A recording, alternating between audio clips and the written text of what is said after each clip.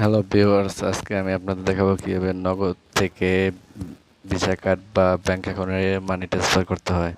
তো এই জন্য প্রথমে আপনারা নগদ অ্যাপটি ওপেন করবেন। নগদ অ্যাপটি ওপেন করার পরে পিন দিয়ে লগ ইন করবেন। আমি পিনটা দিয়ে দিলাম। পিন দিয়ে লগ ইন করার পরে নিচে মানি ট্রান্সফারের একটা অপশন আছে, তো মানি ট্রান্সফারে ক্লিক করবেন। মানি ট্রান্সফারে ক্লিক করার পরে ভিসা ডেবিট কার্ডে ক্লিক করবেন।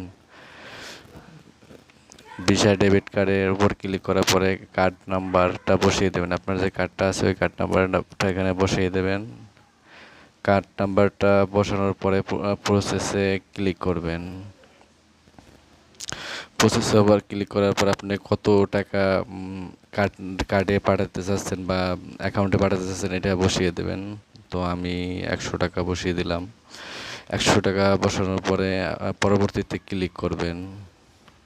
পরবর্তীতে ক্লিক করার পরে আপনার নগদের পিন নাম্বারটা বসিয়ে দেবেন। তো আমি আমার নগদের পিন নাম্বারটা বসিয়ে দিলাম।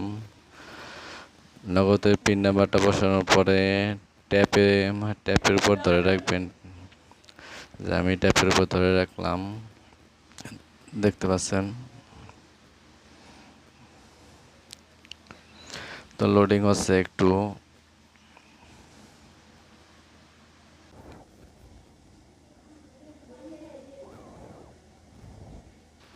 তারপরে আপনারা দেখতে পাচ্ছেন আমার অ্যাকাউন্টে টাকাটা চলে আসছে। তো এইভাবে আপনারা সহজেই নগদ থেকে কার্ড বা ব্যাংক অ্যাকাউন্টে মানি ট্রান্সফার করতে পারবেন।